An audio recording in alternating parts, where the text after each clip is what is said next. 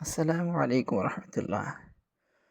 খুবই দুঃখের সাথে বন্ধুরা জানাইতে হয়, আমি এই কাফগুলোতে বিটল পোকা দিয়েছিলাম। বিটল পোকা যেগুলো মাদার হবে, এই যে এই সাইজের বিটল পোকাগুলো দিয়েছিলাম। তো আমার এই রুমটাতে তেলাপোকা এবং ইঁদুরের একটু উৎপাত আছে। ওই তেলাপোকা এবং ইঁদুরের কারণে পোকাগুলো সব খালি হয়ে গেল। মানে তেলাপোকা আর নাহলে ইঁদুর, এই দুইটার যে কোনো একটা প্রাণী এই পোকাগুলোকে খেয়ে ফেলছে অথবা নিয়ে গেছে ওরা। সবগুলো কাফ খালি পড়ে আছে।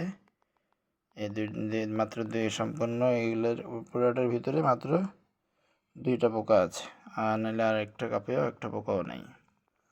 খুবই দুঃখের সাথে ব্যাপারটা আপনাদেরকে সাথে শেয়ার করলাম। এটা সতর্কতামূলক, কেননা আজকে আমার ক্ষতি হয়েছে, কালকে হয়তো আপনারও ক্ষতি হতে পারে। তো যারা এরকম বিটল পোকা মাদার করার জন্য এরকম কাফে রাখবেন, তারা একটু সতর্কভাবে এরকম জায়গাতে রাখবেন যাতে ইঁদুর তেলাপোকা যাতে কোনো আক্রমণ না করতে পারে। তাহলে আক্রমণ করলে তো কী অবস্থা হয় সেটা তো দেখলেনি। আমার সবগুলো কাপ ওরা খালি করে ফেললো। দেখ, তারপরও এটা ছাড়া এই কাপগুলো কেনার আগে আমি আমার নিজের মতো করে আমি কিছু কাপ তৈরি করছিলাম। সেখানে আমি কিছু পোকা রেখেছিলাম। এখানে মাত্র 7-8টা বা 8-10টা এরকম হবে, সেগুলো আমি দেখাচ্ছি আপনাদেরকে। এই যে বন্ধুরা, এটা হলো আমার নিজের মানে নিজের তৈরিকৃত কাপ। বোতলকে কেটে কেটে কাপগুলো তৈরি করছি। আমি আপনাদেরকে খুলে খুলে দেখাচ্ছি। এই ধরনের একটা বোতল ছিল।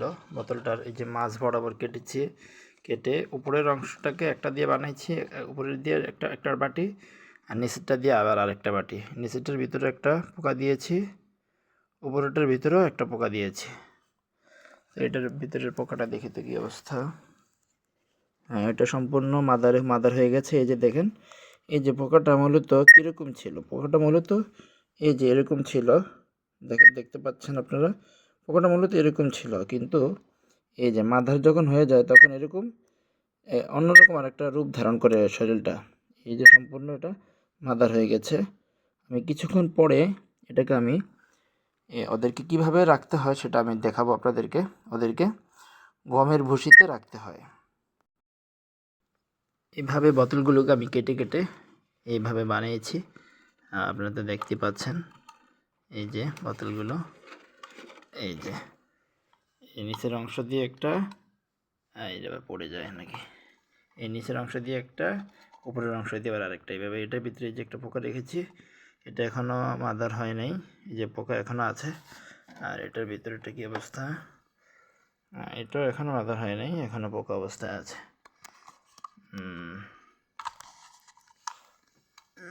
এখানে দুইটা দেখছিলাম মাদার হয়েছে, এতে একটা তো দেখালামই, ঠিক পড়িস না।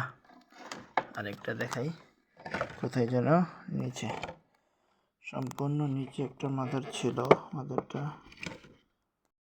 দেখতে পাচ্ছেন, আমি গমের ভুসি কিনে এনেছি। এরকম বাটিতে ঢালবো, বাটিতে দিয়ে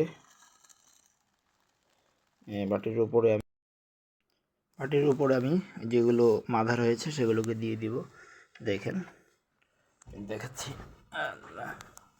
ভিডিওর একটু বড় হচ্ছে, সমস্যা নেই। তো দেখি তো মাদার কোনটা কোনটা হয়েছে। এই যে দেখতে পাচ্ছেন, এই যে আমি একটা মাদার ছেড়ে দিচ্ছি। এই যে এটা মূলত মাদার হয়ে গেছে। এটা নিজে নিজে এমনিতে এটা আস্তে আস্তে ঠিক হয়ে যাবে। হ্যাঁ, এটা একটা পোকাতে ধারণ করবে একটা, দেখতে পাচ্ছেন ওটা কীরকম ছিল, এখন কীরকম হয়েছে। এটা তেলাপোকার মতো হয়ে গেছে। এটা অনেকটা এরকম আকার ধারণ করবে, এটাও ঠিক এরকম আকার ধারণ করবে। আমরা দেখাচ্ছি আরও, আরেকটা দেখা যাচ্ছে, সেটা বের করতেছি। এই পড়িস না, এই যে এটাও একটা মাদারে পরিণত হয়েছে। এই যে আমরা ছেড়ে দিলাম, দেখাচ্ছি। এই যে এখানে দুইটা মাদার হয়েছে, এইভাবে সবগুলো যতগুলো পোকা থাকবে সবগুলো এরকম মাদারে পরিণত হলে এরকম গমের ভুসিতে ওদেরকে ছেড়ে দিতে হবে। ছেড়ে দিলে এটার ভিতরেই ওরা আস্তে আস্তে ডিম পাড়া শুরু করবে। এখান থেকেই আবার ওদের বংশ বিস্তার শুরু হবে। তো বন্ধুরা ভালো থাকেন, ধন্যবাদ। আসসালামু আলাইকুম রহমতুল্লাহ। আবার এক সপ্তাহ পরে আবার আরেকটা ভিডিও দিয়ে ওদের আপডেট দেখাবো ওরা কী অবস্থায় আছে। সতর্ক থাকবেন, ভালো থাকবেন, সবাই সুস্থ থাকবেন।